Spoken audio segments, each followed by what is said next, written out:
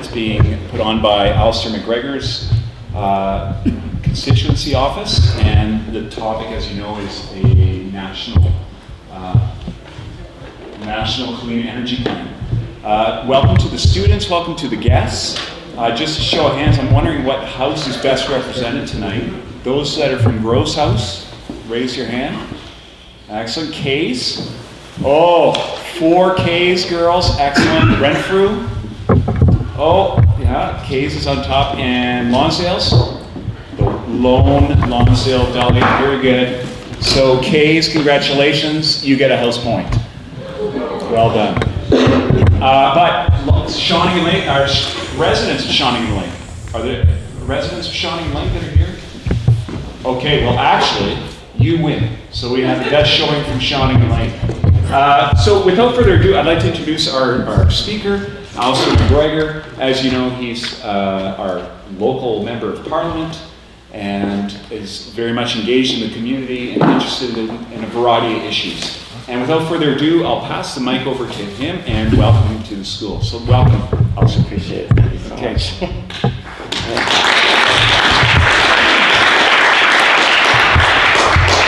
So good evening, everyone. And I would like to first start off by acknowledging that we are on the traditional territory of the Malahat Nation. And I'm very thankful to be able to be in this lovely place. So thank you to Shawnigan School for opening this beautiful space for us. It's really fantastic to be here. This is actually the first of a total of 3 town halls I'm going to be hosting on this subject. And why are we discussing the transition to renewable energy? Well, do you know that in the space of under an hour, enough energy from the sun hits the earth that would power all of humankind's needs for an entire year? If you look at the gravitational force of the moon on our oceans and the amount of water it moves in the form of our tides, if you go around the world and see how much wind is blowing in different areas, you look under our feet, the temperature of the earth and its ability to heat water through geothermal energy, the ocean currents, the ways our rivers run, all around us are an abundance. There's an incredible amount of energy for us to be able to harvest all around us. And over the last century, of course, we have become very reliant on fossil fuels, starting with coal, the Industrial Revolution, moving on to oil, and for sure, it has powered our economy into what it is today. But there are problems. It's been a very cheap source of energy. It's been very abundant, but it's come with its own set of problems. And we only need to look. Lights down, possibly. Oh yes, so we can turn the front lights down just so people can see it. And it has its problems because now we start to see headlines like this, and like this, and this. And so, climate change. I think everyone is very well that it is happening. The science from the Intergovernmental Panel on Climate Change is very clear that the time we have to act and change our behavior is running out. And to put this in perspective of why this conversation is so important, take some time to read what the consequences are of even a slight increase in global temperature. So you can see there what starts to happen to our Earth with a 1 degree Celsius rise. What happens when we go up to 2 degrees Celsius? What happens when we go up to 3? 4?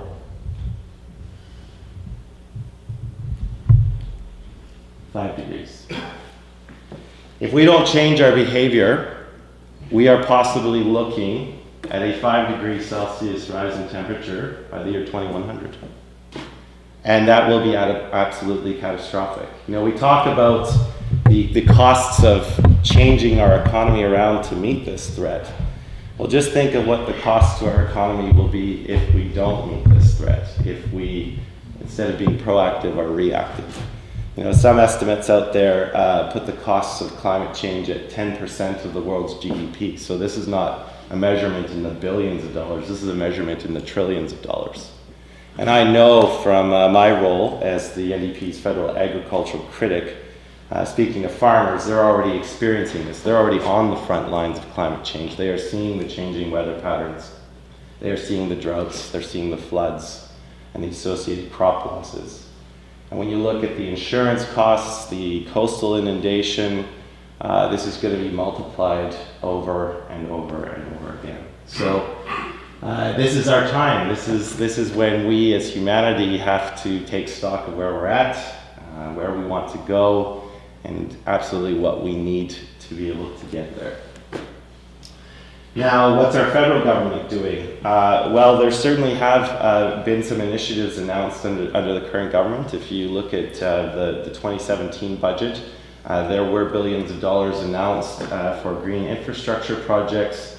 And I know that our environment minister has announced a plan to phase out coal-fired power, which is good because coal certainly is one of the dirtiest forms of energy. But if you look at what we're still doing, we still need the G7 in oil and gas subsidies, right? This is a promise that was made in 2015, but we are still subsidizing our oil and gas sector. And of course, we are now the proud owners of a bitumen exporting pipeline with plans to increase its exports. Now, I know that there are certainly a lot of people in our community across Canada who do have a lot of feelings for what the oil and gas workers in Alberta are going through, and I am certainly one of them. We need to come forward with a plan that takes those workers' concerns into account when we talk about developing this new clean energy strategy. But certainly we cannot be continuing the status quo, continuing the exact same practices that have gotten us to where we are today. And of course, we now know from our own scientists, from our own federal government departments, that we are nowhere near being on track of meeting our own stated goals under the Paris Accord. So, I don't want to occupy this mic. My real reason here for being tonight is to stimulate a conversation and to make you aware of what some of the potentials are out there. And so as a result of that, I've gathered together a group of panelists who are each going to give their own perspectives and expertise on what they do and what the potentials are. So I'm just going to give a quick introduction through all of them, and then I'm going to turn the mic over and allow them to provide you with a little bit of perspective on what they do and what they think the biggest things can be for transition to a clean energy strategy. So our first speaker will be Brian Roberts, who is with Couch and Energy Alternatives, and also is a founding member of the Couch and Biodiesel Co-op. We have Don, and if you could just raise your hands when I point you out. We've also got Don Skerrick, who is here from Viridian Energy Cooperative, who is faithfully installing a lot of solar panels on homes and businesses throughout the Cowichan Valley. We have Bruce Mckenzie here from the BC Sustainable Energy Association. We have Robert Conybeare, who is a retired energy field worker. He has had a lot of experience working in natural gas and LNG and has seen a lot of what the problems are, but is here trying to focus on what our solutions should be. And last but not least, we have Guy Dauncey, who is here as the author of Earth Future, but also the founder of BC Sustainable Energy Association. So with that, please give them a round of applause for coming in tonight. And with that, I'll hand it over to Brian to lead us off. And I will go through your slides. Yeah. Oh, hey, thanks so much. Or if you want to. Sure. Yeah. Sure. So,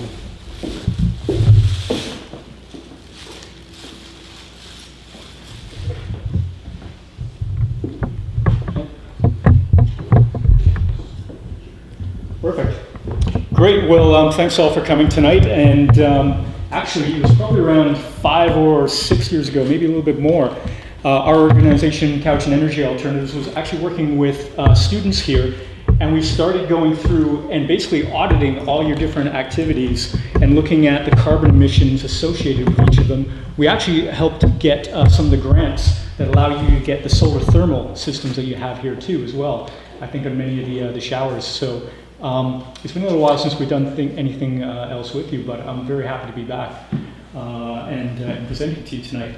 So Cowichan Energy Alternatives has been around in the valley for a while. It kind of grew out of a number of us who developed the Cowichan Biodiesel Co-op and realized that there was a lot more work to do as well in kind of more in policy, and also just trying to encourage everyday people to be able to get access to renewable energies, and also to try and stimulate that kind of activity, like I say, by making more and more solutions available. And I'll give you a little bit of idea of how we do that. Largely we work with businesses, we work with local governments, and we work with individuals. And so one of the projects that we've done is called, there's a program called the Community Carbon Marketplace, where we actually go into communities and we work with the local government, who typically, local governments have a larger carbon footprint and they can't reduce it all by themselves, like in their own internal, their own internal emissions. And so that provides like an opportunity. They are buyers of carbon credits. And so if we can go into a community, we can identify potentially really good projects that would maybe just need a little bit of financing to be able to help them get kick-started. Because sometimes adopting renewable energy is a little bit more expensive. And so if we basically look at them and imagine, or we assess them as a project, we can determine how many emissions they would reduce, say if they adopted electric vehicles or biofuels for a fleet, say, or took on an organics recycling program. And then we can basically match them with a buyer, like a local government or another big corporation that wants to buy emissions, and then they can actually pay the organization to do that, or to actually kickstart that project. So there's a number of different kind of really creative ways that we've looked at being able to actually try to change the system that actually pays to green the economy and to build local low carbon economies. But first of all, like why do we do this? And so, looking at this situation, BC-wide, 58% of emissions are considered to be from transportation, and this is measured from the Community Energy Emissions Inventory by the province. In the CRD, it's about 55% of emissions. In rural areas like Saanich and Cowichan Valley, it's 62% and 72%. So we see a real difference in rural areas, and some solutions that can work in urban areas aren't going to work in rural areas as much. But transportation is definitely key. And so the IPCC basically stated that without aggressive and sustained mitigative policies being implemented, that vehicle emissions could be the biggest source of growth of emissions going into the future. So transportation represents the largest source of emissions, particularly rurally in places like in Vancouver Island. And also providing renewable options, I think, and incentivizing people to change is also one of the biggest challenges. So those are the kind of the big questions, those are the big challenges that we try to address in Cowichan Energy Alternatives. And this is the thing, another thing to add perspective, that is that when you look at, when you look at us as a civilization, we're a fossil fuel based civilization right now. Almost everything that we do is based somehow on fossil fuels or subsidized by it. And agriculture is a really good example of that. If you look at industrial agriculture, since the Industrial Revolution, it's become just over about 90% dependent on fossil fuels. And this represents a really big challenge going forward. Also, when you think about the fact that so many of the fertilizers and pesticides are created from fossil fuels as well. And so what we've done is we've kind of created a toolbox where we've basically developed a number of different things, a number of different options that can help people to be able to reduce emissions. And I think that's one of the things that we really find is one of the biggest challenges. And I know that because I also teach part-time at Vancouver Island University. One of the things I teach is climate change. And it's really tough to go up there and just kind of talk about the problems and see that the youth are really engaged in this. They want to find solutions. But when you look around, there's not a lot of solutions that are ready-made that you can just start using right away. So from our toolbox, one of the things that we created, the first organization that we created was the Couch and Biodiesel Co-op. And since its creation, we've basically distributed like over 350,000 liters of biodiesel, which have been used by over 250 members during that time. We've reduced emissions by over 1,050 tons.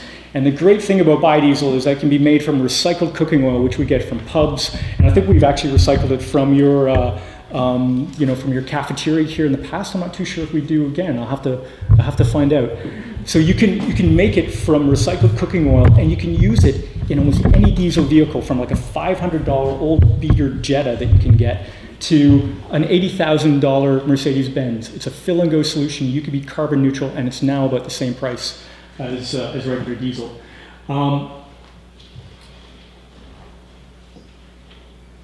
So we've definitely got a bit of a delay here with the slides.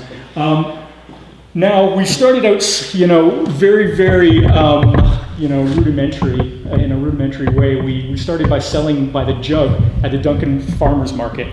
And of course, it was a great way to really get people educated and to build a real core following. But it's not the greatest place to get government fleets and buses to come and fill up when you're filling by the jug, because you're going to get some pretty big forearms by that time. I think the one time we sold over 600 liters in one day at the Duncan Farmers Market by the jug, we realized we had to think this through a little bit more carefully. And of course, really one of the biggest challenges for us as a small organization is that we're trying to do all the same things that a big integrated oil company does. Instead of drilling for oil, we recycle cooking oil. Instead of producing that in a big refinery, we produce biodiesel in a little microbrewery at the Couch and Biofuel facility at Bings Creek, where the recycling center is.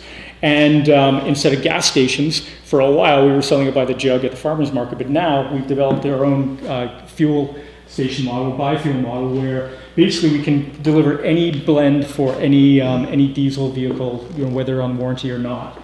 And so it's just basically what we're trying to do is provide something that's just as convenient and just as easy as a regular gas station. You can just drive up, fill and go. And of course, there's all these other benefits for using biodiesel besides just the environmental benefits, like the mechanical benefits.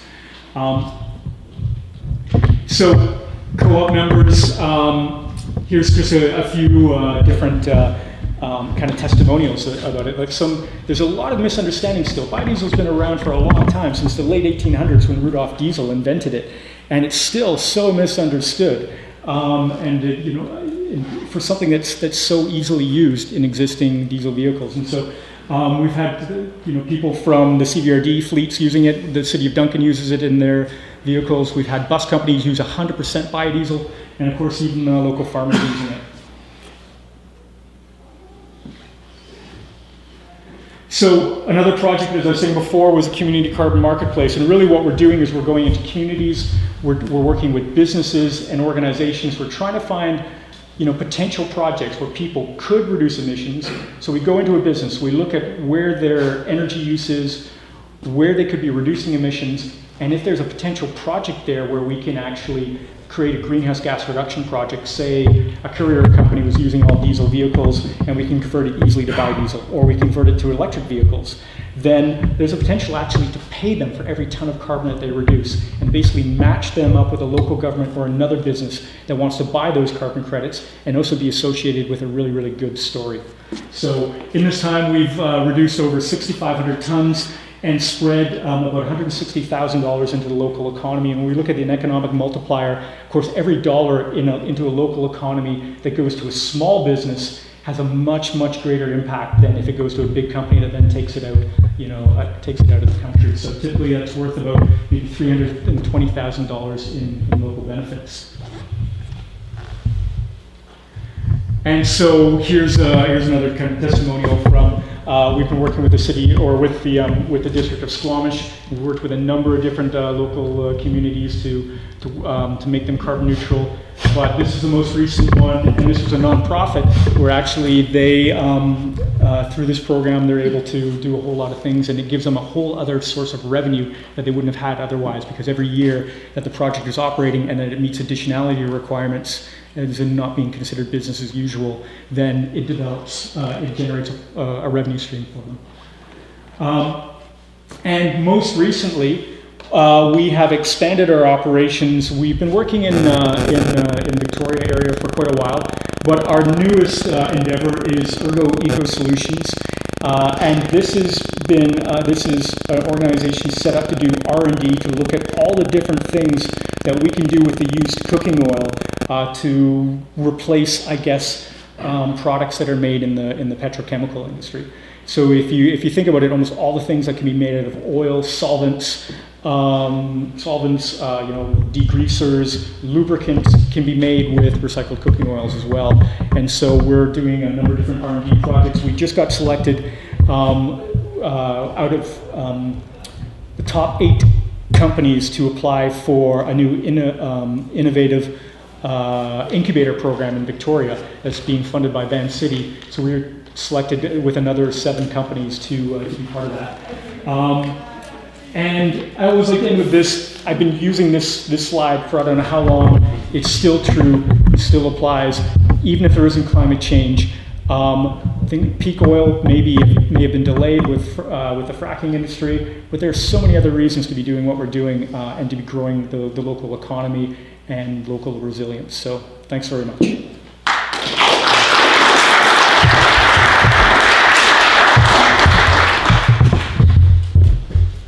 All right, and next I'll invite Don Scaricott to talk about Viridian. Yeah. Thanks for showing up and coming up to listen to us speak tonight. I didn't prepare a presentation. Mainly was my fault. I didn't look at Jennifer's agenda that closely. She originally told me when she talked me into coming here that I just had to sit on this panel and answer a few questions. Anyway, I did get the agenda up late, and so I just jotted a few notes down, and I thought I'd tell you a few stories to keep you occupied here. So, Viridian Energy Cooperative, we're a workers' co-op. We started in 2012, back when solar was in its real infancy.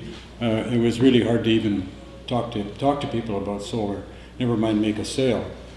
So in 6 years, I guess this is now almost 7 years, but in 6 years, it's really changed drastically. It's amazing how much it's changed. Before Viridian started, I had my own electrical contracting business, and I was puttering around doing a little bit about solar, and I wanted to retire and not do as much electrical work, so I sold my electrical business and then started up with this business. But just to give you an idea of what prices are like, in those days when I was on my own, there was a company in Vancouver that was building solar panels there. So we did have our own actually company in Canada, or right in BC here, that was making solar panels. But at the time, they were $4.25 a watt is what they were charging me for them. Anybody want to hazard a guess of what you can buy them for now? About 70 cents a watt. So you can see how much they've dropped in 6 years or 7 years. So all of a sudden, solar is viable, and so now for us, it's made life a lot easier. But we did have a long, slow process. The first few years was pretty tough. Who are we? We're actually 9 members. It's a workers' co-op. We're 9 members, but we actually only have 6 members that are actively working in it. 3 of them have gone on to do other things, so they've taken a leave, and they'll come back someday. And I'm at the point where I'm going to retire soon too, so we're going to be down to 6 members pretty soon, or down to 5 members pretty soon. We have 2 electrical engineers and 3 electrical contractors are part of our co-op, and then 1 person who is a green building technologist. So that's who we're made up on. We decided to go with the solar, or with a co-op model as a business model, mainly because we wanted to do business differently. With solar, especially back in 2012, you had to prove, you had to show people that you were doing something different. Not only that we were trying to convince them to do something different, but we had to show people that we were willing to do something different. So we started this cooperative work model up, which I think is actually going to be the work model of the future.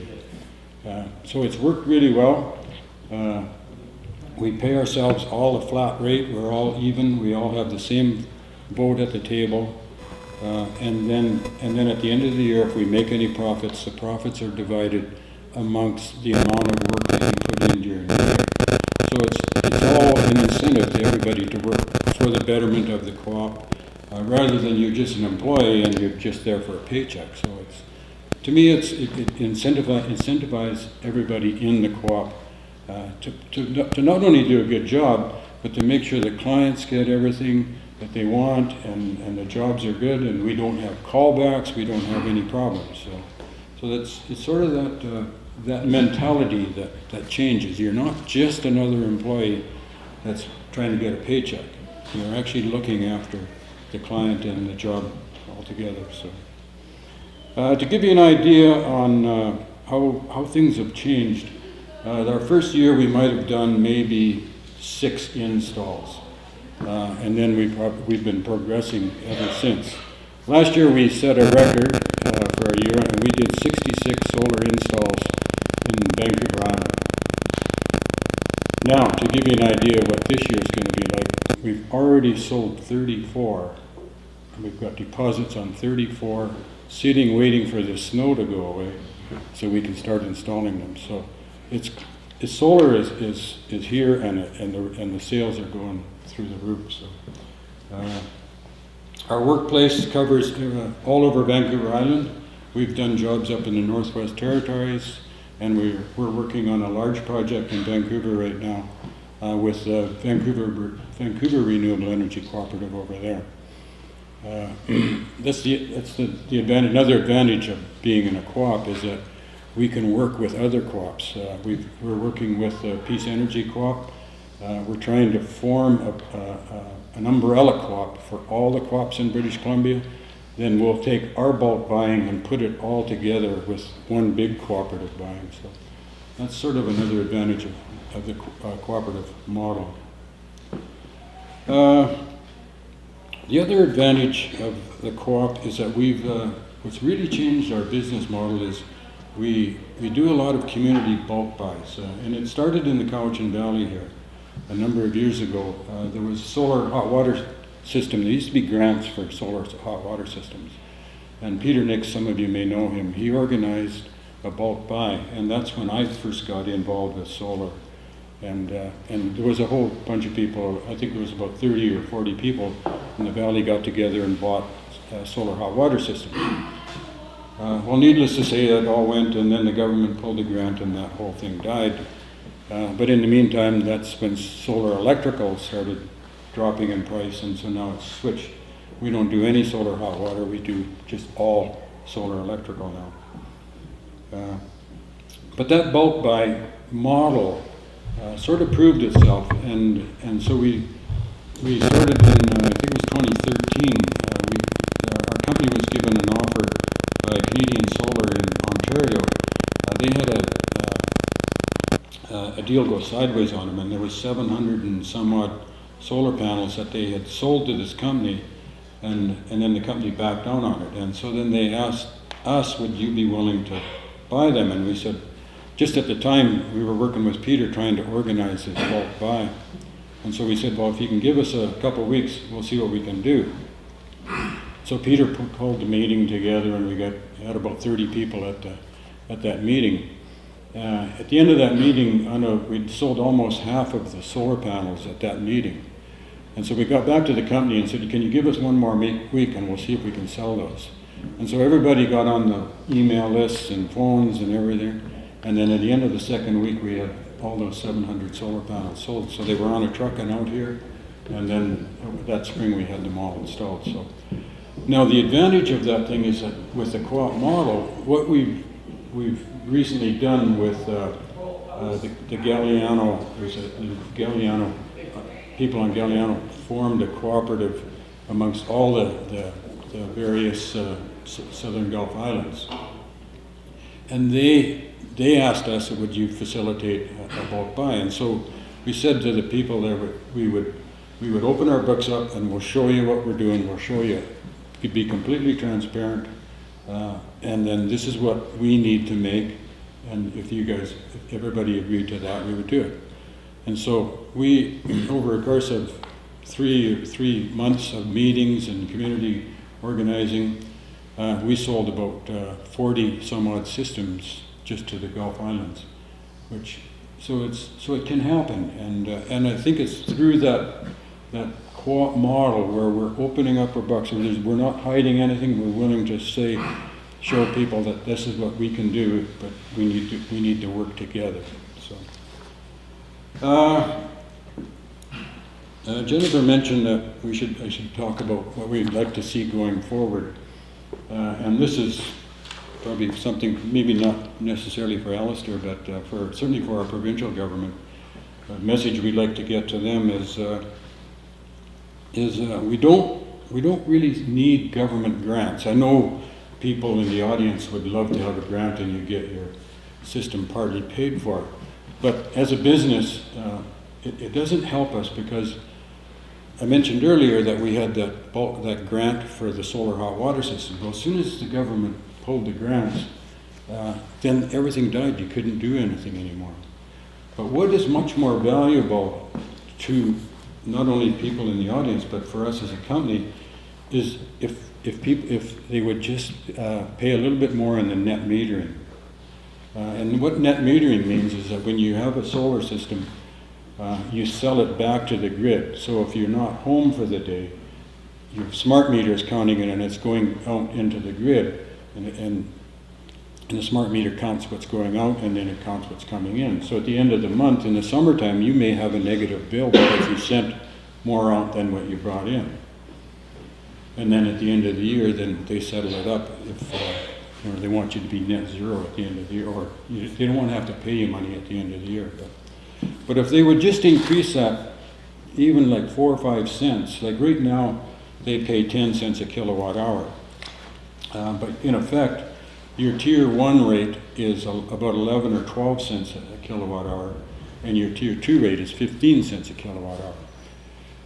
And we're not really asking BC Hydro to subsidize us, but if they raise that up, it would reduce their needs of building Site C. It would reduce their needs of shipping, because they lose 10% just in shipping electricity to us. But if you're producing it on your roof, they're saving that 10%.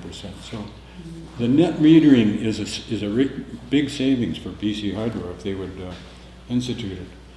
The other interesting thing that I've learned in the last couple of years about metering is we've had a lot of people interested in forming cooperatives and building a solar farm, and then they would all get a share of that revenue from it. But the difficulty is the bookkeeping on something like that. When you have maybe 40 or 50 people that have formed a cooperative to build a solar farm, the bookkeeping just takes all the profits away from them. But there is a thing that's called virtual net metering, and it all is a software program that BC Hydro could purchase, and then all the energy that would go in there, it would get automatically distributed to each one of those people's hydro account, and there would be no bookkeeping at all. But that's up to BC Hydro to buy that system. The city of Nelson, I should say, a couple of years ago, they did a similar project. They called it Community Solar Garden they put together. And they sold panels to the community. I forget how many there was. But they have the bookkeeping and everything already, and so it was easy for them to institute a program, and they sold that solar farm out in, I think, a matter of a couple of days, because there's that much interest in it. So, because what we end up getting is we get a lot of people that live in condominiums, or they live in a house that's completely, their roof is covered in shade. They don't get very much sunshine. So we say to those people, it's not a valuable option for you to go solar. And so then they want to make an investment. So that what they can do is then invest in a co-op, and then the co-op would build one in an area where there is sunshine. But we need BC Hydro to allow for that virtual metering. So So the two things that we would like to see going forward, the virtual metering and a slight increase in the actual payback. And the other thing I wanted to mention is that solar, like when I mentioned that your electricity cost, tier 1 is about 11 or 12 cents, and the tier 2 is 5 or 15 cents. Solar, if you amortize it over 25 years, and all solar equipment has a 25-year warranty on it. So if you amortize it over the cost of the solar system over 25 years, your effective rate for electricity is 8 cents a kilowatt hour. Now the difference is that you're paying for it today rather than paying for a little bit every month.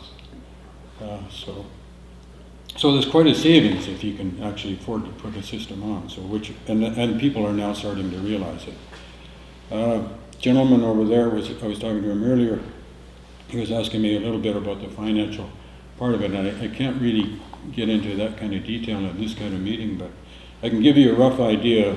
If you make a $10,000 investment or a $20,000 or whatever your budget could allow, you're going to get an effective rate of return of between 6 and 7% on that money. So it's a little bit better than you'd ever get in any of the banks. So it's a different way to look at it. The other thing, last thing I want to mention is I just recently was in Cuba, and I came back. I was down there for a month on a bicycle trip. Anybody want to hazard a guess what they pay for electricity in Cuba? Over $1 a kilowatt, and they make minuscule amount of what we can make. So now that's a little bit misleading, but that's their top rate. They have about 6 different rates, but as it goes up, you can get up to over $1 a kilowatt hour. So we should be lucky that we're only paying 15. But if you can afford it, look into solar. Thank you. Okay.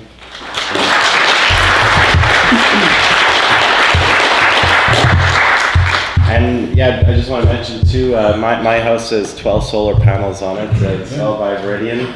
And it really is very satisfying in the summer months because you can check how much your solar panels are generating online in real time. And it is really fantastic when you get that BC Hydro bill and you see how much of a credit you've established from July, August, September, and so on. And even now, you know, the bit of sun that we've had recently. So thank you for that, Don. Next up, we have Bruce Mckenzie from the BC Sustainable Energy Association. Thank you. I'm a member of the BC Sustainable Energy Association. Is this going through okay for sound?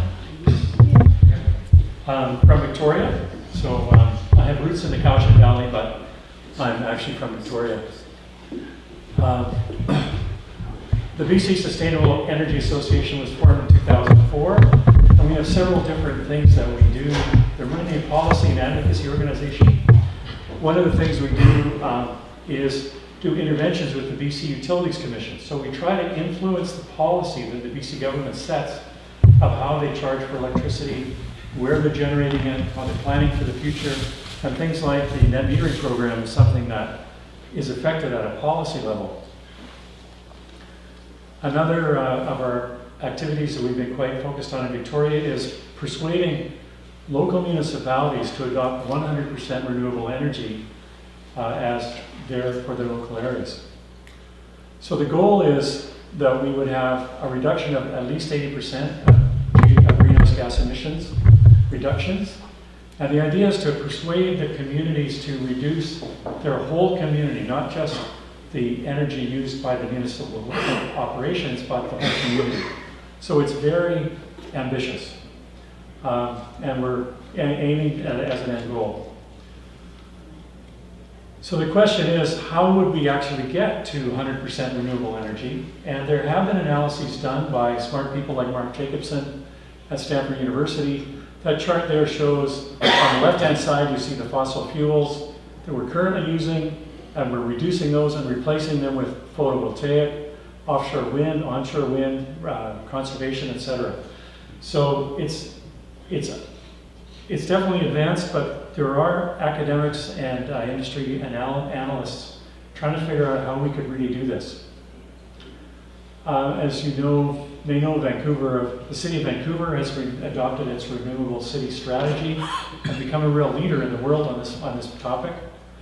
And then with a little coaxing from Tom Hackney here from the BC Sustainable Energy Association of Victoria, we persuaded Victoria, Saanich, and Central Saanich, 3 of the 14 municipalities in the Capital Regional District, to adopt these goals. It's a very ambitious goal, and I was surprised that they jumped on it.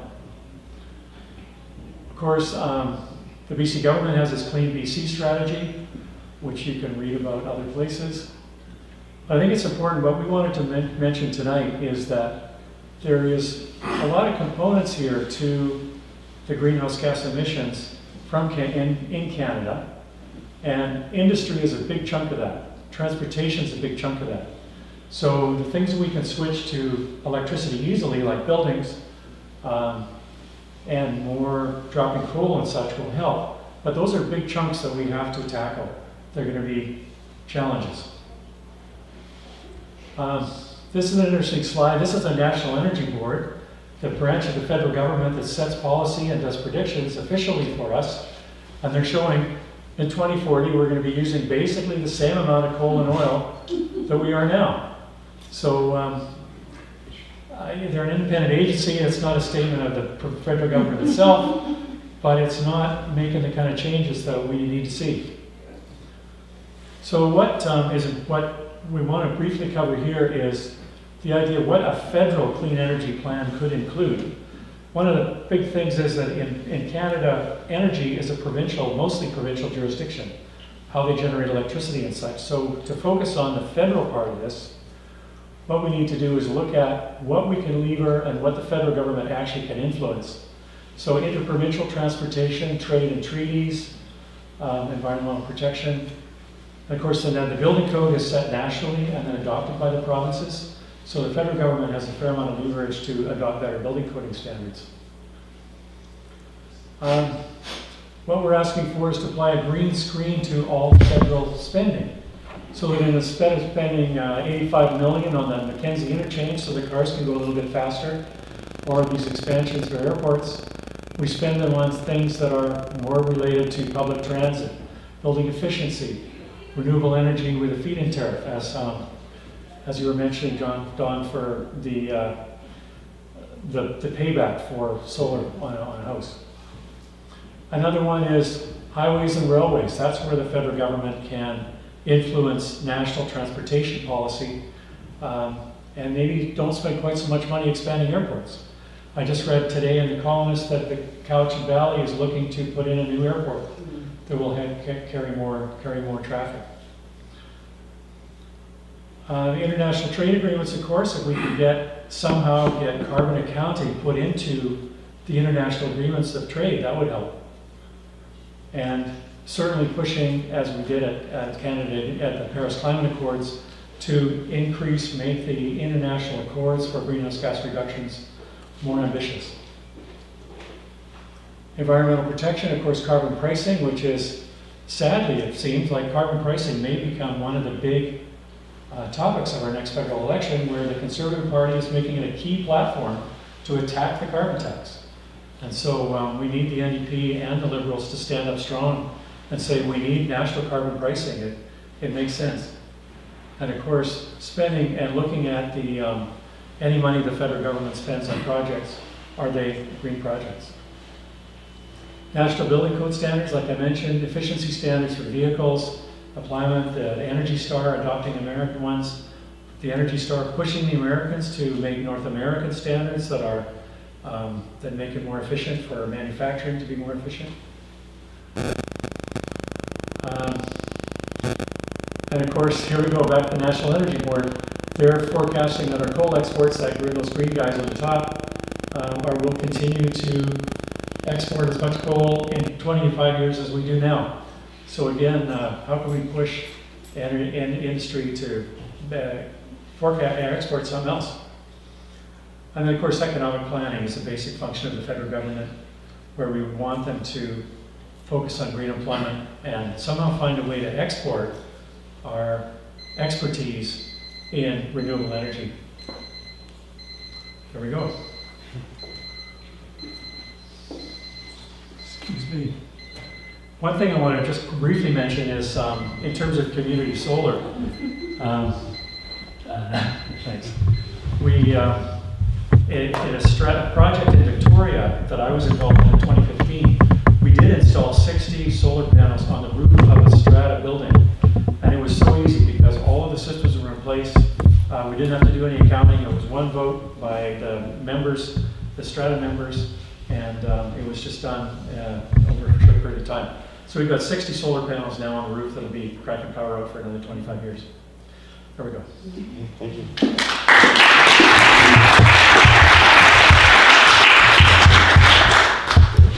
Thank you very much for that. And next up, we'll have Robert Conacher.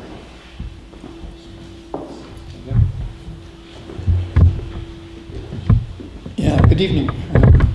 Paul Converse, I'm a long retired engineer out of the oil and gas industry, and so now I'm trying to direct it. What I did in the last 6-8 years or so is look at what's the cause of pollution. And pollution, it's mostly the carbon dioxide.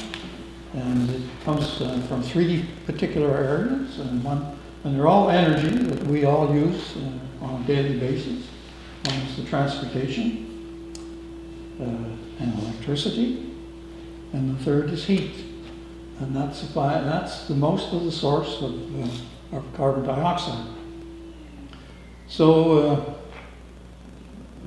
my background, of course, I'm interested in finding out what is the problem and how to solve it. So, and is it reasonable and can it be done in a short period of time, or how long? What does it cost, and how much can you reduce the problem? So I looked at all of these 3 areas, and basically all of them are solvable, and quite reasonably, in my opinion, in terms of cost and things that we can do to make a change and to do it quickly.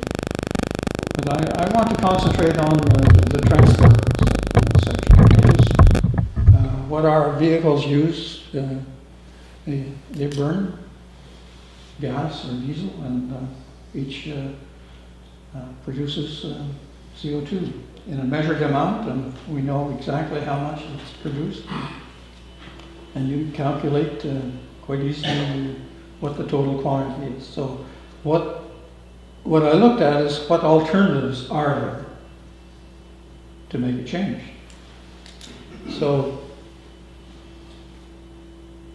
we've been looking at changing our autos into electric vehicles for about 10, maybe 15 years or so. And the introduction rate for electric vehicles varies in North America between 2 and 5%. So at this rate, it's going to take 200 to 500 years to change all of these vehicles. Now, we keep hearing that, okay, the curve is going to increase rapidly soon, but soon is not soon enough, because the problem is here today. It's because of things that we did 30 years ago, and if we don't find something that makes a change immediately, then all we're doing is creating problems down the road. So what works on our vehicles? Well, electric vehicles don't work very well. They don't produce any hydrocarbon, but they have a hard time replacing the fueled vehicle at this point. Because, first of all, they're too expensive to buy. They have range problems. They need infrastructure. And another thing that is never mentioned is that if they need charging during peak power periods, you have to add new power plants. It gets expensive, and And working with the electric vehicles is a daily exercise. And I know a few people that use them, and some really enjoy it, but others have a lot of animosity with it. But the electric vehicle in North America now has got a place as the second car, not as the first car. And it's a place that where it is now, and it works in, and reduces our carbon from emission from hydrocarbon cars. Of course, it adds electricity, so but that's another problem to be solved. But in the meantime, what else is there? Well, the next step down is the hybrid, and there are two types of hybrids. One has a small, very small battery, and of course an engine which uses hydrocarbon. The consumption rate on just the hybrid, which is called an HEV, hybrid electric vehicle, is about half. So the average vehicle uses about 10 liters per 100 kilometers, and hybrid uses 5. And then there's the plug-in hybrid, which is what I'm trying to plug, because it has a larger battery, and generally it's used, it'll probably run between 40 and 80 kilometers just on electric power, battery power. So it's the best alternative to a full electric vehicle, because you don't have any of the problems, no range problems, and the cost is a lot less. And so we can achieve, I think, probably in the 80% range of fuel reduction with a plug-in hybrid. And that means you're using 2 liters per 100 kilometers instead of 10. It's a big change. So how do we make the change? Well, we buy vehicles, the average vehicle on the road is about 12 years old. So we're replacing them, 1/12 of them every year. We're buying new vehicles. So essentially, if we changed all of the vehicles over to the plug-in hybrid, then it would take 12 years, and we would have an 80% reduction in hydrocarbon. Now that means an 80% reduction in gasoline or diesel, and that's a lot of money, at $1.30 a liter. Because just in BC alone, we use about 6.5 billion liters a year. In Canada, it's about 10 times, 60 billion. So it's a lot of money, a lot of savings that can happen over a 12-year period. So how do you get there? Well, in BC we have the ideal situation. We have a carbon tax. It produces enough money yearly to rebate plug-in hybrids, for instance, at a rate of about $7,500 each new vehicle purchase. Because hybrids, they're not made in huge quantities, so the price is up. So this reduces the cost, the capital cost of the vehicle. And so in 12 years, we could quite easily change all the vehicles if we used all the carbon tax money to rebate vehicles. 12 years with a minimum of 80% carbon reduction. And of course, let's not forget the electric vehicle as the second car. It doesn't use any fuel. So if you had a percentage, say 80% plug-in hybrids or 60% plug-in hybrids and 40% electric vehicles, you would have an 88% fuel reduction after 12 years. So that's about 8-9% a year to get to that point. And then get rid of the carbon tax. The carbon tax now brings in about $1.36 billion a year of revenue. And it's supposed to be for reducing carbon, but most of it is not used for that. And the vehicle drivers, they pay for it.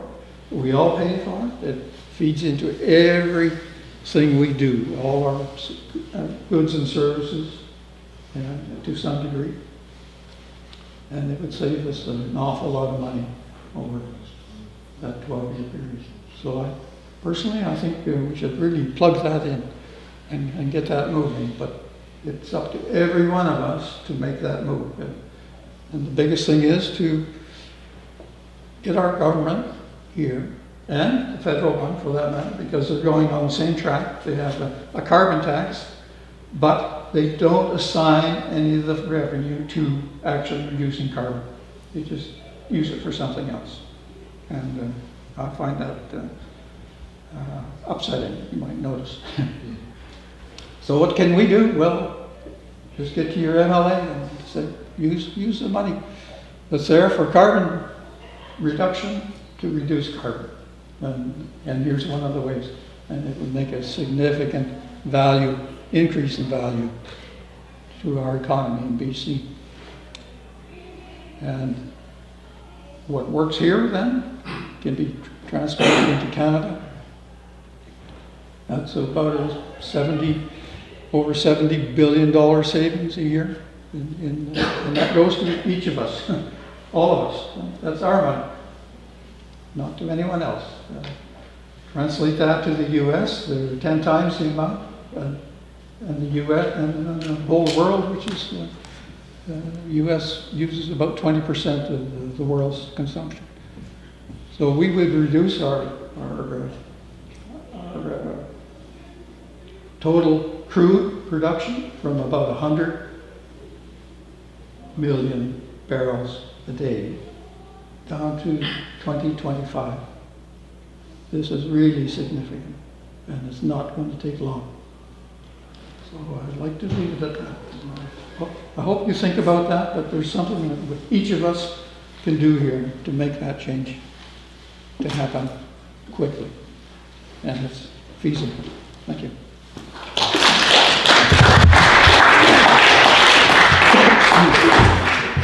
And then last but not least, we have Guy Bouncy to wrap up our practice.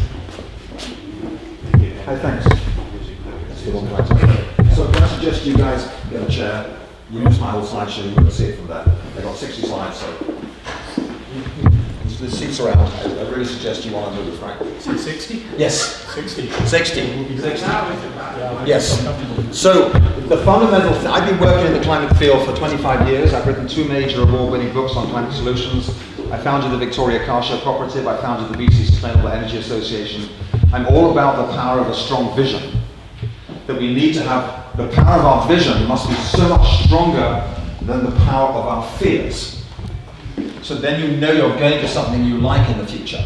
And so for a future in our cities, do we want to live like in a city like this or like this? Do we want a city, transportation like this or like this? Do we want to have forestry like this or like this? These are the kind of choices we're facing. Urban development like this or like this. So gross depletion, GDP has come to mean gross depletion of the planet because our economy is driving us in the wrong direction really rapidly. We have to every step of the economic growth we have at the moment is destroying ecology, weakening climate. And so that is the average global temperature from 4,000 years to recently. That's how dramatic the sudden burning of fossil fuels is in the last 200 years and the correlated rise in temperature. This is a planetary disaster heading our way. The majority of climate scientists, when talking about the future, say the future is catastrophic. That's the word they use. That is the way we need to look at it. And 97% of all climate scientists agree with that analysis that climate change is happening. It is caused by us humans. The climate deniers these days will say, well, of course climate's happening, but we don't know if it's caused by humans. Bullshit. It is caused by us humans by burning fossil fuels. Easy law of physics, very straightforward. Most schools have one or two climate deniers on their staff, teaching woodwork or teaching rugby or something, undermining the science of climate change. It is as clear as it can be that humans are the cause of recent dramatic climate change. I can't read what that says because the colour has gone missing. I know it's the sea level rise thing. When the temperature, our current temperature is heading towards a 3 to 4 degree rise by the end of the century, even with the Paris climate treaties. The last time the world was 3 degrees warmer, the sea level was 25 meters higher. That's twice the height of this building. Just to give a sense of what that really means. And you can't just flip a switch and tell the sea to stop rising, tell the glaciers to stop melting. This stuff is happening really rapidly. Forest fires in British Columbia becoming a yearly crisis.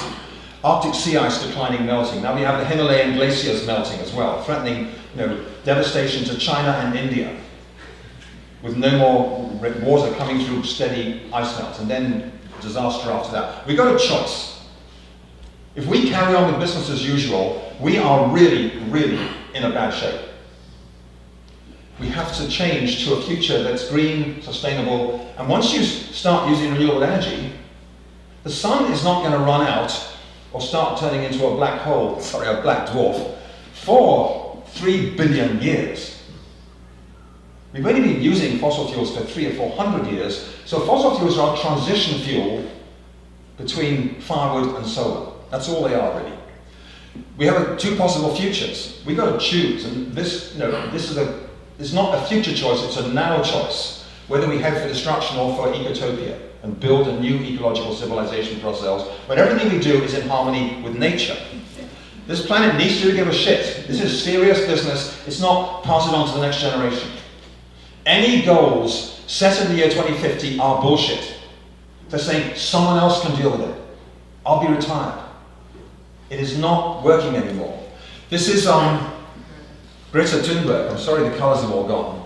If you read that in Swedish, it says, "Schools strike for climate." She's going on strike every Friday afternoon. She's a 16-year-old because she's saying that you adults are destroying hope for her and her children and her generation. Don't give us hope, give us action, she said. You can't tell us that our generation of 16-year-olds will solve the problem, because you have spent 30 years doing nothing.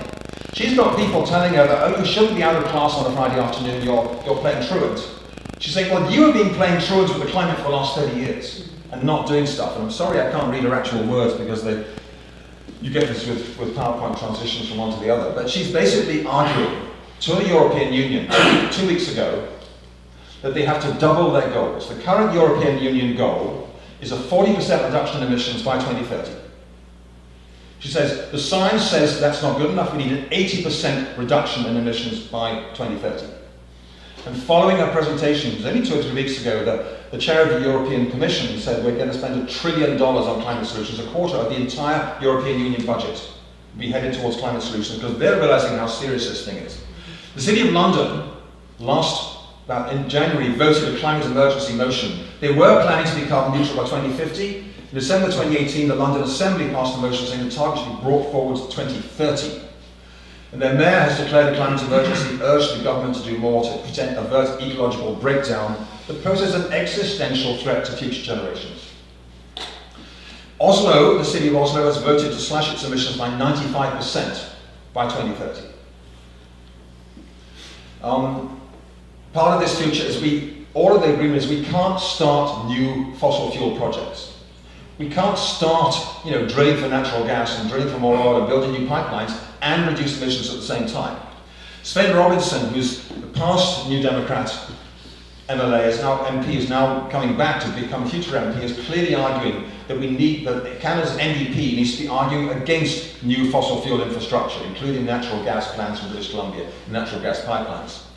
5 fundamental solutions to get it really easy you can remember. Number 1, 100% renewable energy. Stop using fossil fuels for transportation, for buildings, and for industry, and for heating and electricity. Number 2, phase out industrial meat. That's all meat that comes from large-scale factories. It's a cause of 15% of the problem. Number 3, restore Earth's forests. The forests are causing 15% of the problem through the way we mistreat them. I'll come to that. Number 4, eco-sequestrate carbon. It's not enough to stop producing carbon. The atmosphere's got 850 billion tons of it up there. It should be around 300, 400 billion tons. We've got to suck it back out of the atmosphere, or else we're left, it's like leaving the oven on. Not turning the oven up anymore, but you're still leaving it on. The way to sequestrate that carbon is through forestry and farming, fundamentally. But getting back into the timber, back into the soil. Even buildings like this, these timbers could come, well, they're laminated, so they're not very old. You know, this building will be storing carbon for 100 years, as long as students don't burn it down. And the fifth solution is a restorative economy.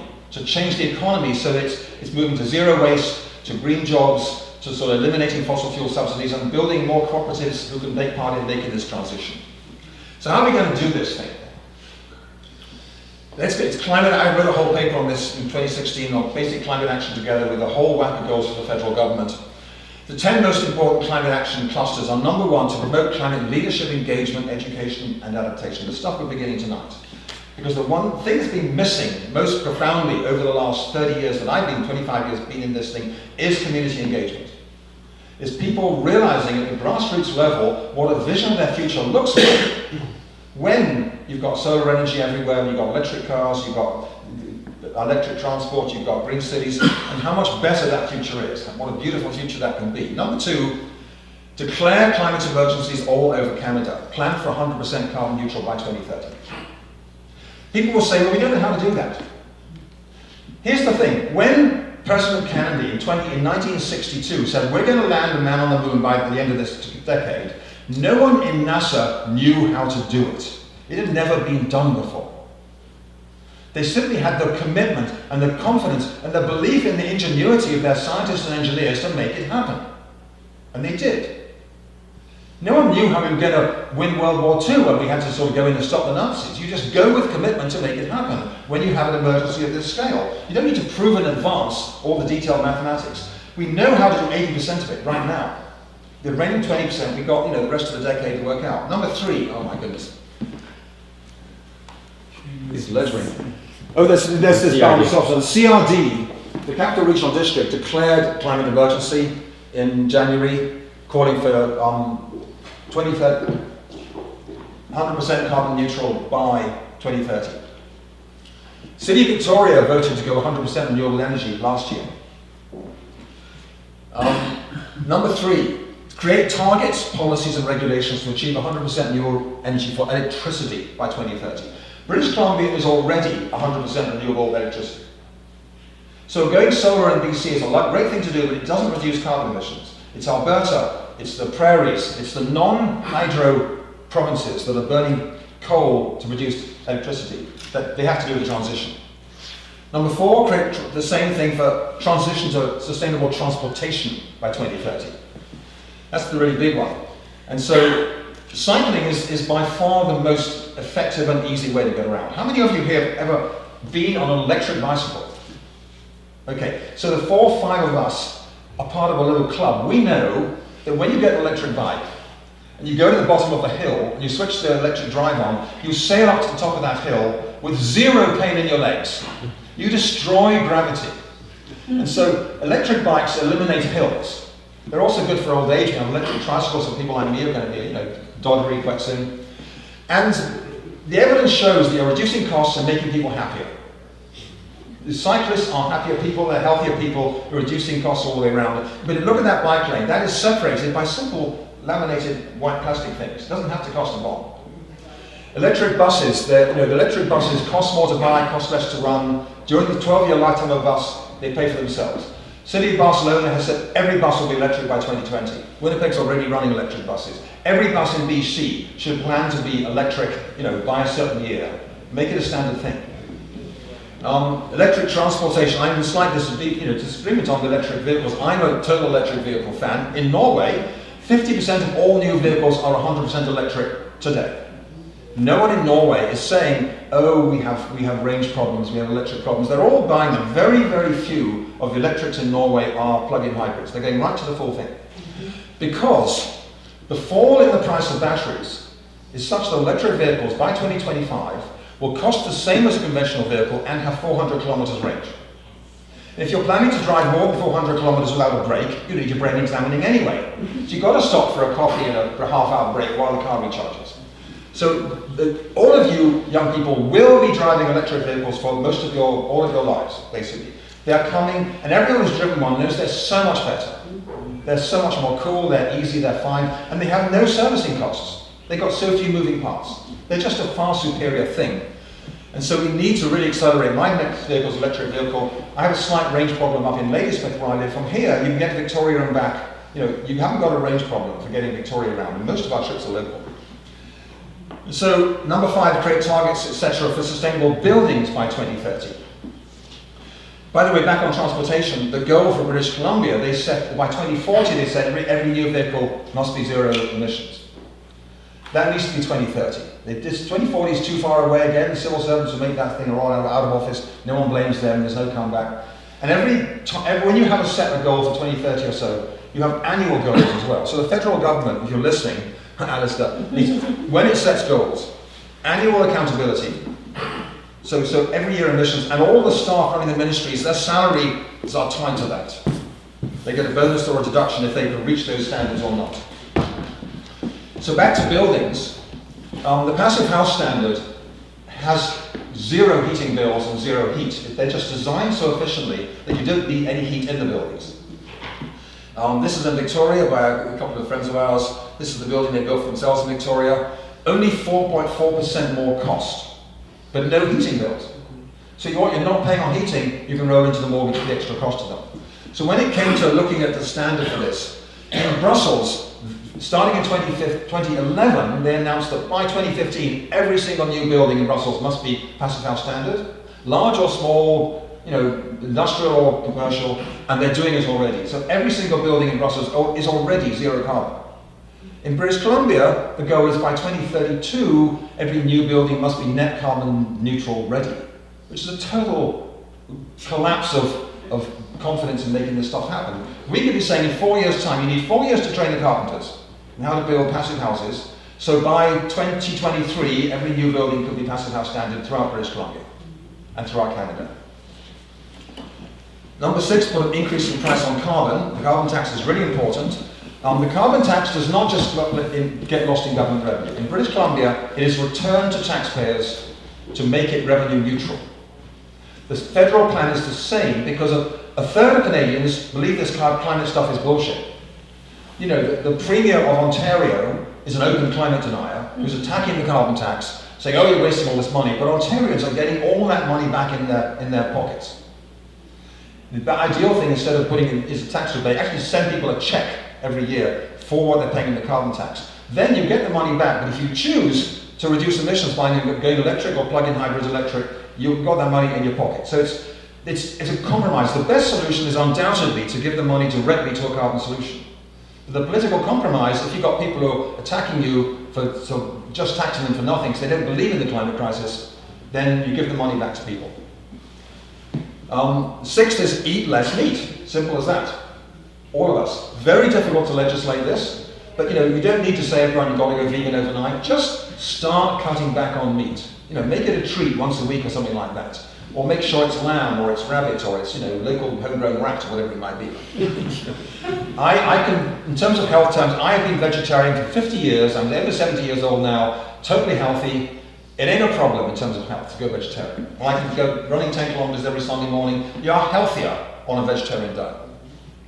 Number 7, create targets, policies, etc. to help the industries reduce their emissions and shift to renewable energy. The British Columbia plan does exactly that. They're giving supports to industry to help them do the technical transitions for machinery and equipment and stuff that I can't begin to explain.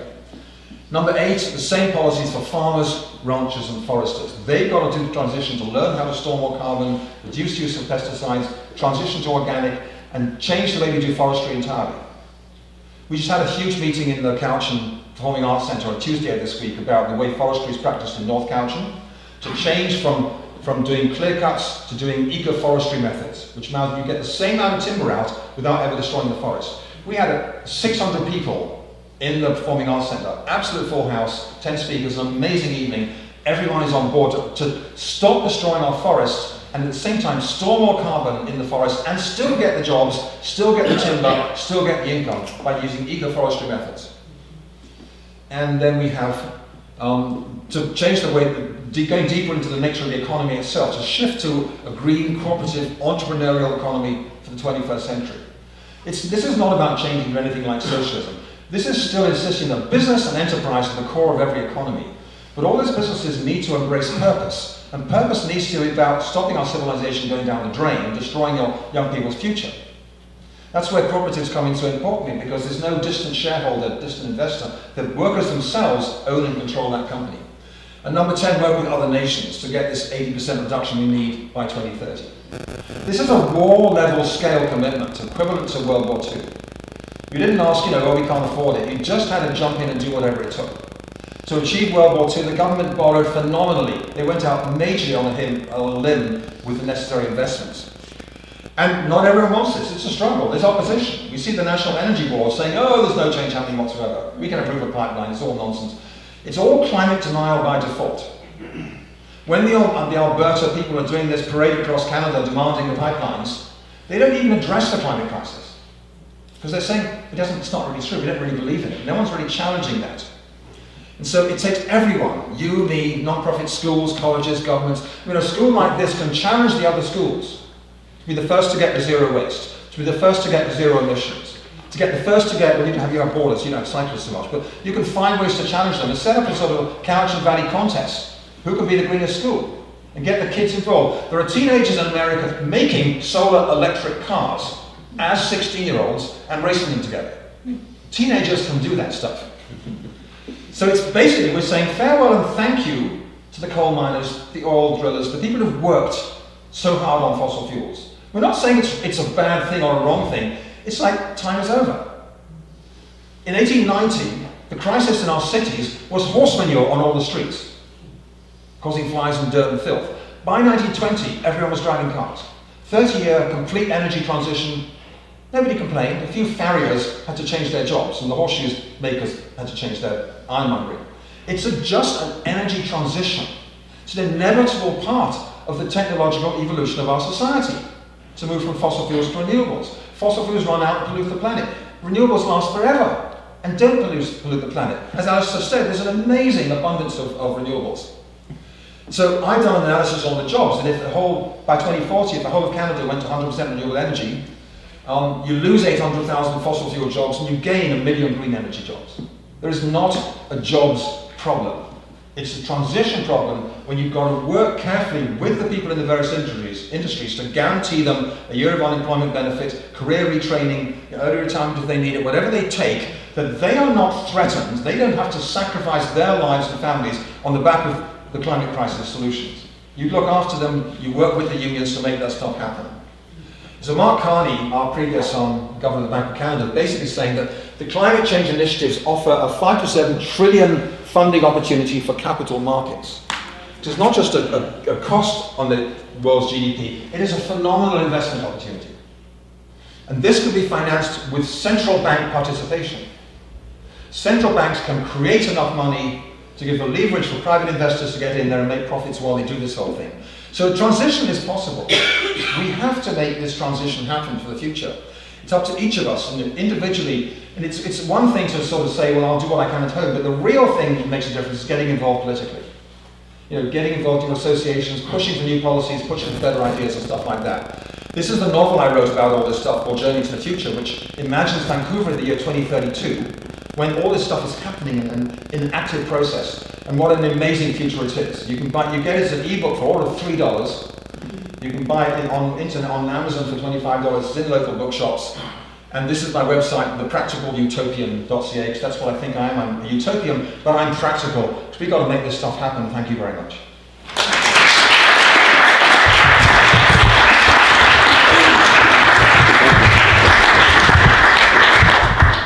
And if I could just call the panelists back up, because what we're going to do now in the little bit of time that we have left is I'd like to open it up to questions and discussions. So I do have a couple of questions that I came up with, but maybe I'll start by seeing if anyone wants to raise their hand and ask a question, and it can be to any one of us based on the topics you've heard, including myself. And so we'll start over here first, and I'll just kind of run the mic over.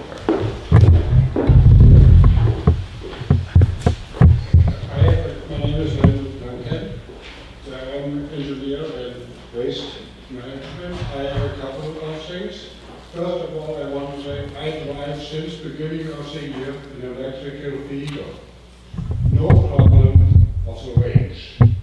It makes you much more cautious, how you drive. You look on your fuel consumption. In my opinion, in particular here on Vancouver Island, where we have overseeable distances, driving an electric vehicle, the range is no problem. Second of all, I see it working on the waste management. And we all heard now, and we all of us know, we have to make a change. Climate change is true. On the other hand, what I always experience, the first concern which is raised, how much does it cost? It is too expensive. I am a landfill engineer by heart, but at the same token, I know the only thing what we create with landfills is a container to transport our problems to the next generation. The technology to get over it is available, and it costs maybe $10, $15 more than landfilling. It just depends what you put into the equation. In my opinion, in the long run, the landfilling is much more expensive than utilizing the technology and utilizing the resources what we waste. The waste is only if we waste it. So these are some comments, as I said, there are solutions available, and when we want to address the climate change, let's do things what we can do quickly. Let's put a priority on these things. And the other thing is in traffic. Going to the Malahide, spending $35 million to move the critical point a little bit further south. I don't know whether that is right. I have a serious problem. I had it last year in April. It's not the highway which is the problem, it's the drivers. Yes. Get the railway done, control the highway and use the fines to finance the railway. I think that might be a way. And I'm coming from Germany, I am proud. In the region where I grew up, where I used the train, they implemented now a hydrogen-driven train. The only emissions from this train is water. It's possible. It would be a perfect solution for our railway situation between Courtney and Victoria. Thank you. To make my movements more efficient, maybe I'll collect a few more questions and I'll bring it up to our panelists. Yes. Question. Hi, I'm Andrea. I'm a teacher here at Shawnigan. I'm glad that the last speaker talked about meat consumption because I think it's probably produces more carbon than the transportation issues according to some of the things I've read and seen. I can't hear the microphone up here. Sorry, I've heard that meat consumption and dairy industries, like they produce more carbon. No. They don't. Okay, No. so this is something I've read. It's a myth. Living in the Cowichan Valley, we have large dairy farms, and the meat industry is well, maybe more the dairy. I was wondering if there is a policy there, or if there's something looking forward to for fixing that or helping with that in this area. You're speaking to the agriculture critic. Yes. Any questions? Okay. Alistair, just one thing on her point. Oh, no, sorry. Hi, my name is Jenny. I've read online that the progress of making the solar panels actually dirty and it produces lots of waste and it's not renewable, not clean. Is that true or does it worse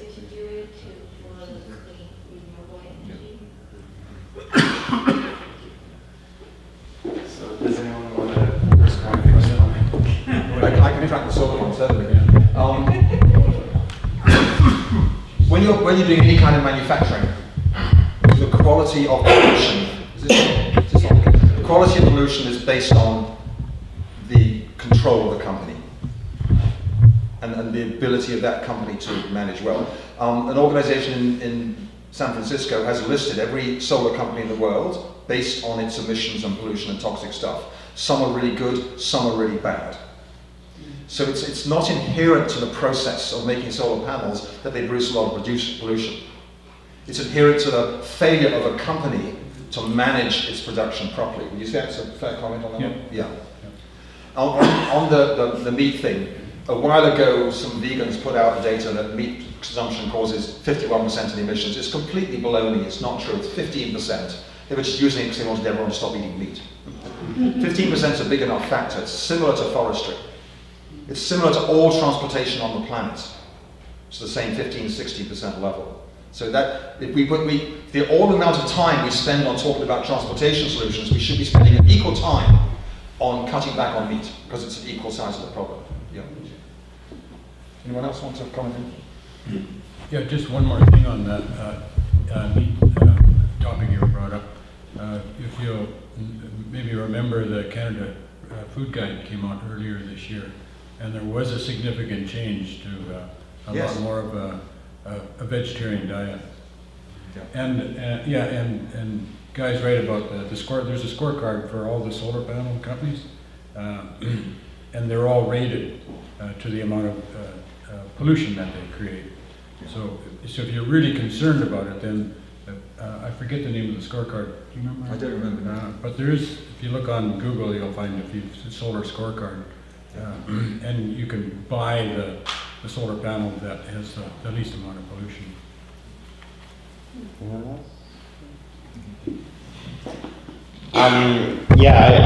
Going to the earlier comments, first about the electric car. My parents this summer purchased a Chevy Bolt, and they lent it to me for a week, and what a phenomenal driving experience that was. 400 kilometers on a charge, regenerative braking, can out-accelerate a sports car. It was an absolute blast to drive, and I think they, currently when they did have to make a drive through southern British Columbia in their car, and they did have to plan their route out to see where all the charging stations were, and there were a few times where they just barely made it. So our electric infrastructure, certainly in the interior and in rural areas, has a way to go. But I mean, if you go back to the turn of the 20th century, petrol stations were all located in the cities, and once you're out in the outskirts, it was horses and carriage. So yes, the technology is coming along, but if a company like GM is coming out with a model like a Chevy Bolt, which I found to be a phenomenal driving experience, pretty amazing. And also a helmet like waste. I mean, you have to stop looking at as waste. It's a resource, and we know from the methane emissions that come off of it, we can use that as biogas rather than letting it wave off into the atmosphere, because we know methane is a far more powerful greenhouse gas than CO2 is. So we have to start rethinking the way things operate. On agriculture, absolutely. If you look at the way factory farming operates, it is a significant problem. And as an agriculture critic, I've had my meetings with the Canadian Cattlemen's Association and other major groups. In defense of omnivores, though, I will say that, my wife and I, we do have a small farming property, and agriculture, well-managed agriculture, livestock are integral to that, because the waste they produce is a resource if managed properly. And if you have a well-managed farm, it's basically like a closed containment system where the land produces enough feed for the animals to feed on, and the waste that you use and then compost then goes and feeds the crops. So we find that our farm, our chicken manure, our sheep manure is absolutely integral to our operations. And what we need to do, because I firmly believe, having read books like The Carbon Farming Solution, that well-managed farming in following agroecological principles, agroforestry, no-till agriculture, allowing cover crops to grow. We made reference to the amount of carbon stored in this wood, Absolutely, agriculture has the potential, if done right, to be one of our greatest tools against climate change. And right now, when I look at the debate in Ottawa, it's settling between two armed camps: those in favor of the carbon tax and those who are against it. And when I speak to farmers who are on the front lines of climate change, a lot of them get a little bit concerned when you start talking about a carbon tax, because their margins are so tight that when you start talking about a cost being added onto their fuel, they get concerned. But when I start talking about the central role they could play, I'm trying to find a middle ground. I do believe, of course, a price is needed on pollution, but we do have to find a way to pay attention to groups like farmers to make sure that they're a part of the conversation, that we're not shutting them out, because that's not a very effective public policy making. Can I tell a story around the farming thing? Yeah, sure. The story is that the wolf is the guardian of the carbon. And here's why. When you picture before agriculture, you've got great herds of animals wandering around in the wild. The wolves keep them herding together because the animals are protected. When they're together, they scuff the soil a lot, and they pee and shit in the divots in the soil. That means that the seeds of the plants roost, they come to set in divots, and they're composted and they go right down to the ground. They have root systems 20 foot deep, storing carbon all the way. When you kill off the wolf, the cattle, oh wow, there's no wolves around. They become very picky delicatessen eaters, and they never disturb the soil, they scatter everywhere, they just rough up the stock, and the grasslands dies. Because the seeds don't go deep, there's no carbon storage. When you replicate the wolf by what's called holistic grazing, by having your cattle and you sort of fence them all in a certain area, and you let them really destroy that patch of grass for a while, so they're shitting and peeing, and then you move them on and you leave it to recover, you get the same equivalent with the root systems going deep and the carbon being stored. So in that sense, free-ranging cattle are adding to the carbon solution. Industrial meat, with these great big warehouses full of cows and all packed in and stuff like that, is the core problem. Yeah. I thought just kind of neat, the role of the wolf. So I have a question just maybe for the panel to consider. So we know that electric vehicles, both in terms of the unit price, the cost of fuel, and the cost of maintenance, I think they're very close to reaching that point where a fossil fuel vehicle is going to basically be priced out of the market. But when you have every household having an electric car or a plug-in hybrid, suddenly plugging their cars in at night, I was just wondering if you could talk a little bit about what kind of a demand that's going to put on our electricity grid, and whether we are well equipped to handle that, and maybe what mitigation strategies we're going to need if suddenly everyone is plugging in their cars at the same time at, say, 5 p.m. Thanks, Alistair. I'm probably the perfect one to answer that question. Because solar solves that problem.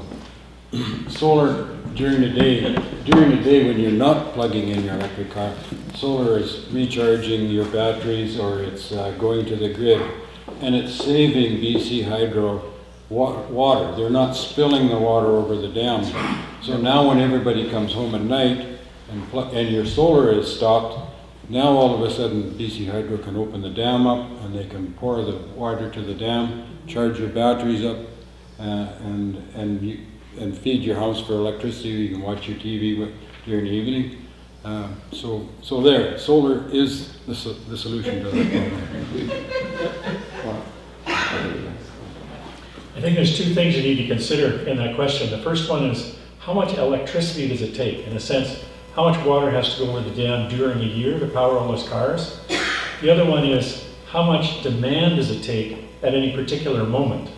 So if you plug all the cars in at once and you have to charge them all right now, then you need big fat wires to get that power down. So there's two things that they're trying to manage.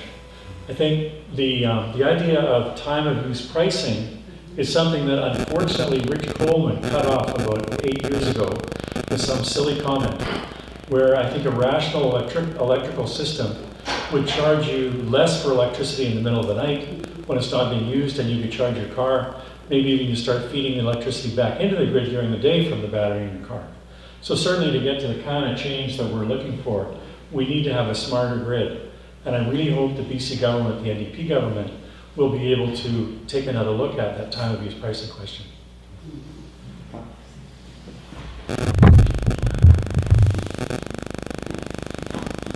Your electric vehicle, whether it's a plug-in hybrid or an EV, if they're charged at night, basically there's plenty of power. Because the power grid is designed to take care of the peak power loads, which is about 2.5 times what the average is. So at night, for instance, we have plenty of power to charge electric vehicles. The problem is if you're charging an electric vehicle at peak power time, which is the problem with EVs that we have today, because the battery technology is not equal to a fuel vehicle's utility. So the answer to the question is basically you have plenty of power charging at night. I've calculated it all and it works out really quite considerably. Additional power is still available. And in fact, it makes it more, it helps our power bill because we've built power plants to build peak power. And if they can sell more power for that same price, which is what happens with charging your vehicles at night, it's a greater utility for all of us. Just one tiny, just addition to that is, tying those things together is very simple. If you have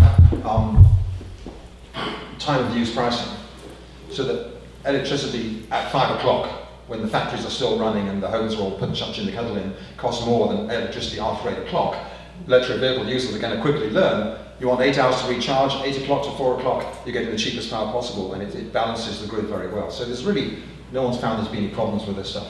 Yeah. Yeah. I think there's this huge potential for electric, and obviously this is someone who has a very big interest in biofuels.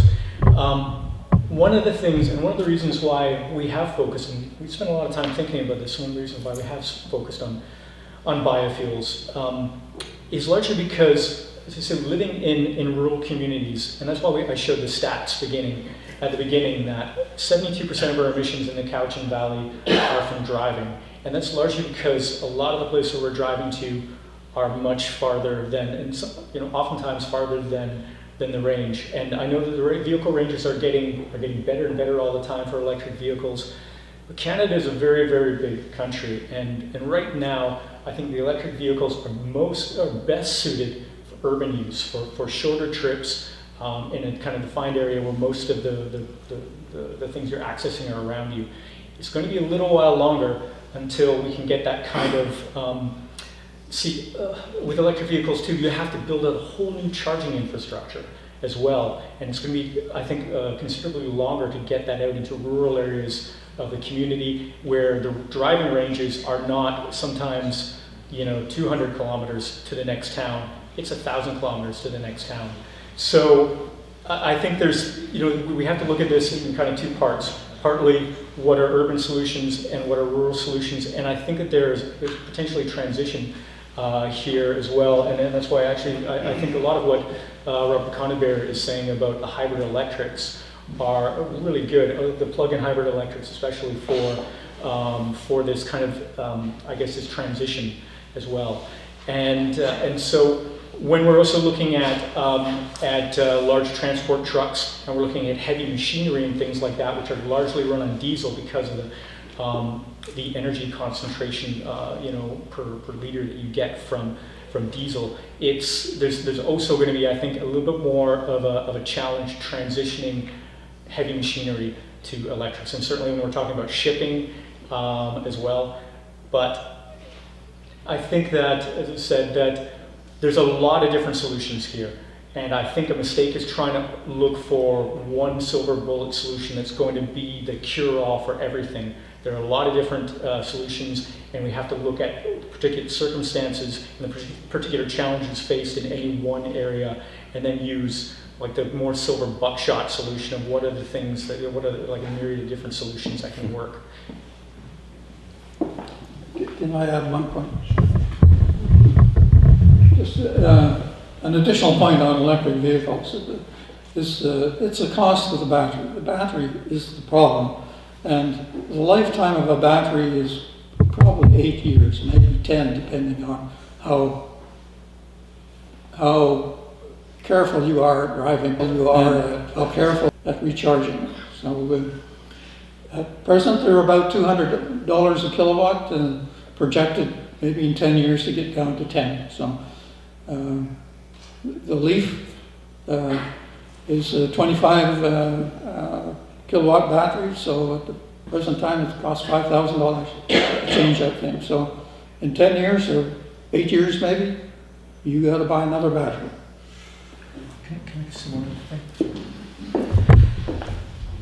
The other thing is that obviously there's been great strides in innovation around battery technology, but with lithium-ion batteries, typically if you want to get the most charges out of them over the lifetime of the battery and extend the lifetime of the battery, you shouldn't charge it below the 30%, about 30% of its capacity. So really, to get the most use out of the electric vehicle, you're having to, you can't actually drain it down to zero and then charge it all the way up again, because that will greatly decrease the amount of charges you get from the batteries. So the effective range really for maximizing the life of the battery is not always as much as advertised.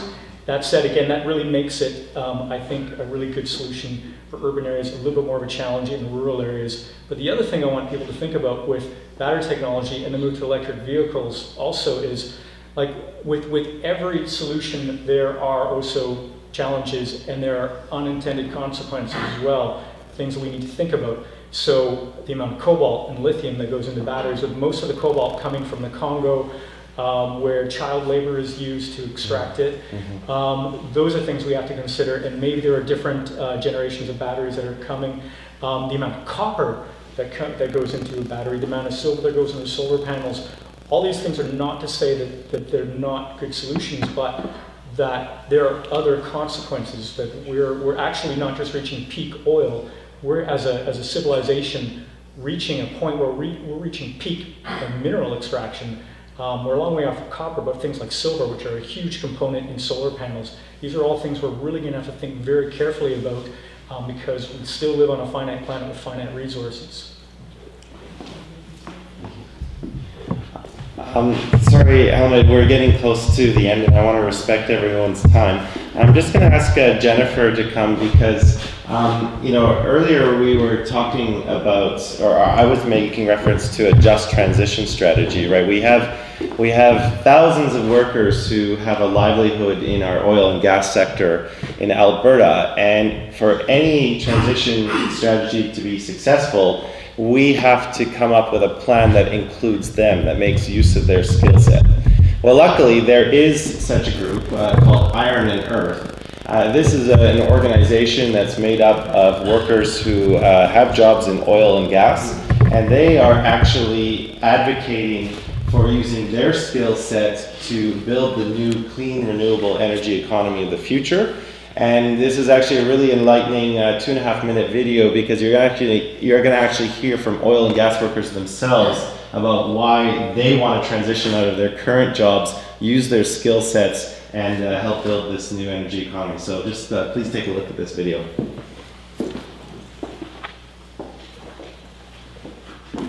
I hope we have the sound. It was working before.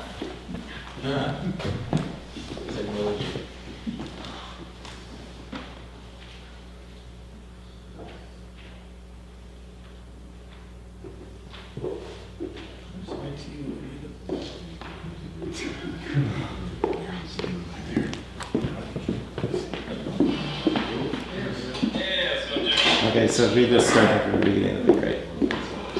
Okay. We are Iron and Earth, oil sands workers for renewable energy. My name's Lynn, and I'm an oil sands worker myself. A 4th generation Boilermaker, I grew up on the BC coast and am passionate about protecting our environment.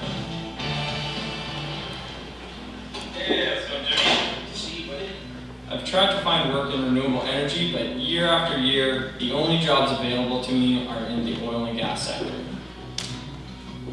While leading industrial nations like China, America, and Germany are creating millions of green jobs, Canada just seems stuck on one idea: the fossil fuel economy. I think that needs to change, and I'm not alone. Many of my fellow oil sands workers are starting to think this way. People like Randall Benson, who has built a successful solar company creating jobs through training and installation. There are 175 watts at standard test condition, which is 25. I had to make a plan for me to be in this new renewable energy field. We are skilled workers: electricians, iron workers, pipe fitters, boilermakers, carpenters, and many more trades. And we could easily transfer our knowledge to the green economy. What better way to inform the other side than to come from the workers already inside and ask them what they think? Like, I'm out here making a living, and I enjoy it, but I still see a need for renewable energy. A lot of them are really conflicted, myself being one of them. I think a lot of people would want to make that shift, actually. Instead of having one egg in the basket, so to speak, we could have people doing what we have here, installing solar on roofs. That could put a lot of people to work, especially in those bust cycles when the oil and gas industry isn't doing so well. If we had leaders, people with vision, we'd actually work towards a sustainable energy future.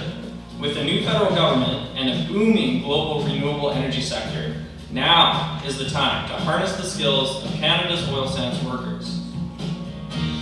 So join Iron and Earth and help us build a strong, vibrant, green economy for all Canadians.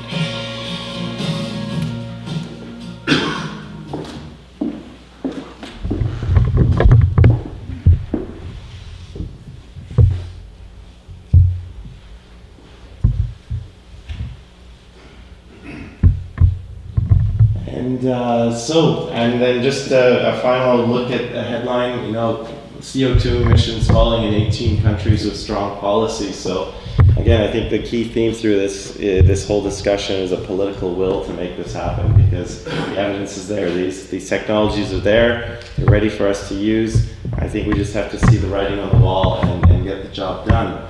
So with that, I'd like to thank you for coming to tonight's discussion. I really appreciate it. Thank you to the panelists for devoting your valuable time and informing us of the fields that you're in. And thank you to the audience. So take care and have a great night. And if any of you have filled out any of these comments forms, please bring them forward and I'd be happy to collect them. Thank you.